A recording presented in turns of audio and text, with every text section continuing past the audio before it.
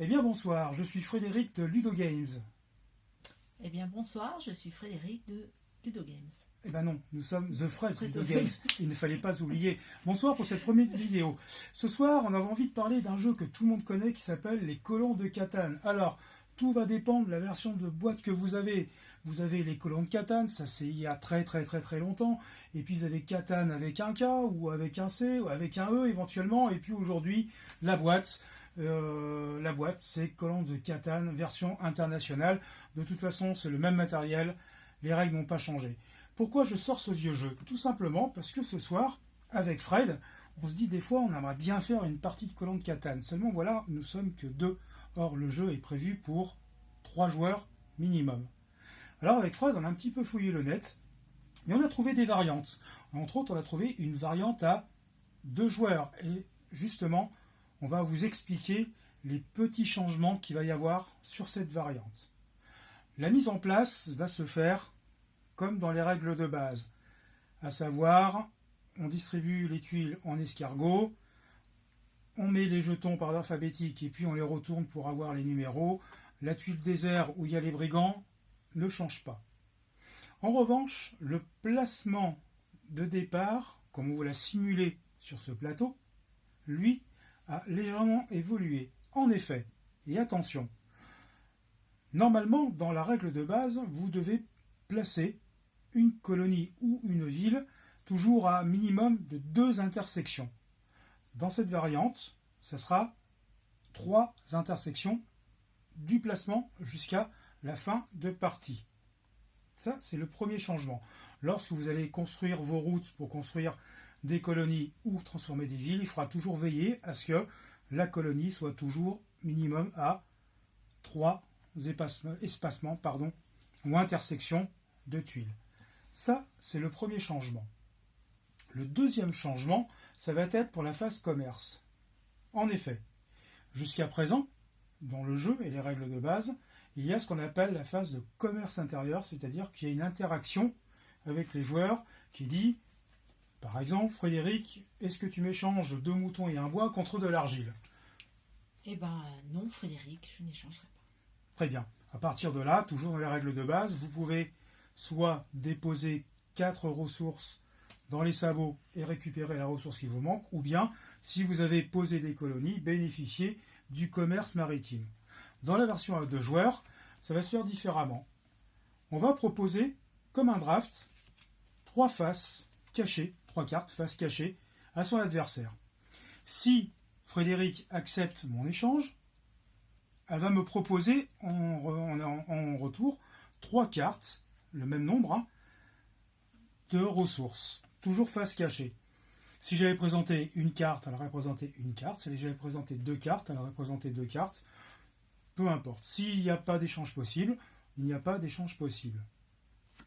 Enfin, la dernière petite variation, ça va être au niveau du pion brigand. En effet, le pion brigand, lorsqu'on fait 7 avec les dés, on déclenche le pion brigand, le joueur prend son pion brigand et va se dire bah tiens, allez, je sais pas, je vais aller embêter le joueur bleu parce que moi je suis pas implanté et puis je vais le bloquer sur les ressources. Donc on le posait là. Il y avait la phase de défausse à partir de 8 cartes, et ainsi de suite. Et tant qu'on n'avait pas refait 7 et qu'un joueur redéplaçait le pion brigand sur l'aire de jeu, ou bien qu'on ait joué une carte chevalier, le brigand restait en place. Dans cette variante-là, le brigand, une fois qu'il a commis son méfait, va revenir sur la tuile désertique. Alors en fonction des jeux, des fois il y a une montagne, là c'est un désert dans cette version. Voilà, ce sont les 3 petits aménagements qui vont vous permettre de jouer à 2 joueurs. Sachant qu'avec Fred, on n'a toujours pas essayé cette version, mais on devrait essayer, qu'en penses-tu? C'est pas idiot. C'est pas idiot, hein. Il va falloir que tu parles plus fort, sinon les gens vont avoir le portable collé aux oreilles. Deuxième variante dont on voulait vous parler, cette fois, c'est l'apparition d'un volcan. Par exemple, matérialisé par cette petite pierre, mais vous pouvez le matérialiser par un meeple, par ce que vous voulez. Vous pouvez même, si vous voulez, redessiner et imprimer proprement une tuile qui correspond aux dimensions du plateau de jeu pour l'intégrer à votre jeu. Pour cette petite vidéo, on va simplement matérialiser le volcan sur la tuile déserte, qui est ici.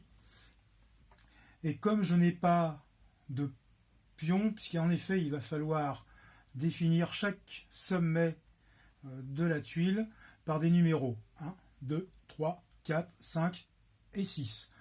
On va s'en souvenir que le 1 est vers Frédéric, 2, 3, 4 est vers Frédéric, l'autre Frédéric, 5 et 6. La règle du jeu est simple.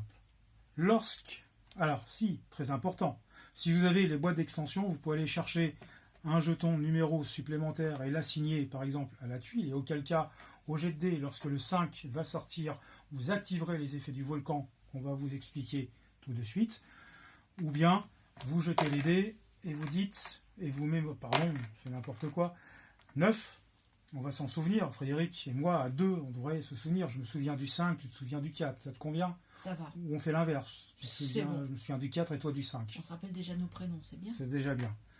Le 9, donc chaque fois qu'on sortira le 9, effectivement, il y aura toujours la phase de récolte des ressources, classiques, mais néanmoins, le volcan va se réveiller et va rentrer en éruption. Ce qui veut dire que je vais relancer un dé, et à partir du 1, 2, 3, 4, 5, la lave va couler sur une intersection. S'il y avait une colonie, dans l'exemple A2, on ne pourrait pas la placer ici puisque j'ai déjà cette colonie, mais admettons, la colonie serait détruite. Si j'avais une ville, la ville, dans ce cas-là, redeviendrait une colonie. Et enfin, si j'avais une ville, mais que le joueur actif n'a plus dans sa réserve de colonies disponibles, auquel cas la ville serait juste défaussée dans sa réserve. Le volcan, globalement, va apporter un petit peu de piment et relancer un petit peu la course au point de victoire. Les chances de tomber globalement sur un volcan en éruption sont entre 1,43 et 1,216. C'est-à-dire que pour un jet de dés sur 216, il y a une chance que le volcan rentre en éruption. Donc c'est pas quelque chose qui va venir non plus pourrir littéralement la partie. Après, il existe encore d'autres variantes. Alors je vous mettrai un lien dans le commentaire de la petite vidéo. Vous irez checker.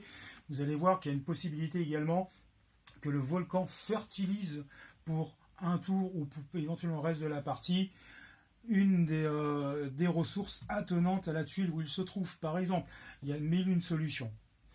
L'intérêt de cette variante, c'est qu'elle va un petit peu relancer l'intérêt du jeu, surtout si vous l'avez depuis longtemps et au demeurant si vous avez, comme nous, que la boîte de base sans aucune extension. Voilà, c'était ce petit moment de partage qu'on voulait faire avec vous. N'est-ce pas Frédéric? Tout à fait, Frédéric. Très bien.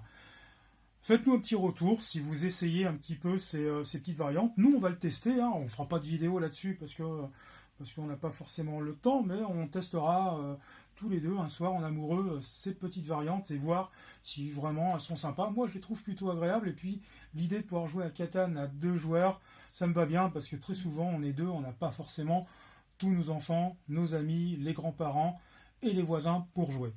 Là-dessus, nous vous souhaitons une excellente soirée, un bon jeu si vous en faites un, et à très bientôt.